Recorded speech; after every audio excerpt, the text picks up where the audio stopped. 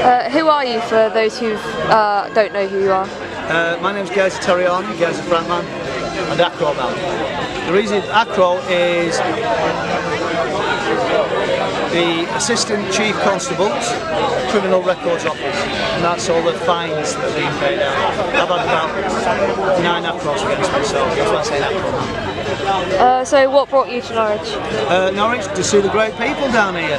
You've got a good bunch of people down here that are wide awake and motivated. The two things that you want.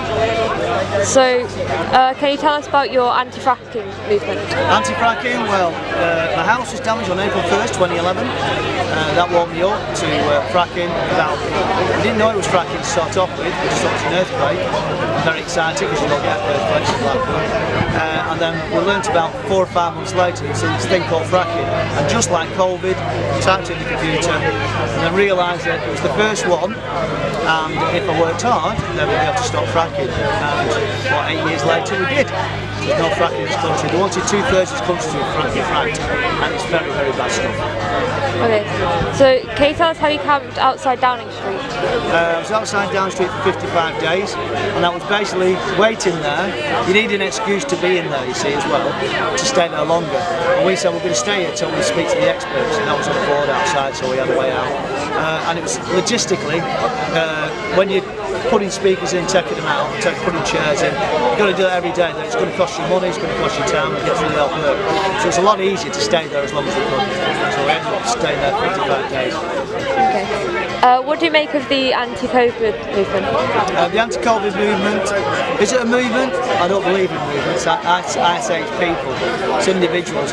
And when you think about it, it's got to be individuals, because a lot of families, there's only one person in that family. So it can't be a movement, it's just one person. So I think it's a lot of individuals coming together and then now working together. Now they're realising the strength of it. How do you feel about Boris's announcement how the lockdown will continue until at least July? It's not in his hands anymore. There is no feelings about it, because there's no feelings about that man. I want him in prison, along with Matt Hancock, Chris Witch and the experts and everybody else. And we're going to do that on the 20th, 21st and 22nd when we're down in Westminster. That's the odd word we put in now.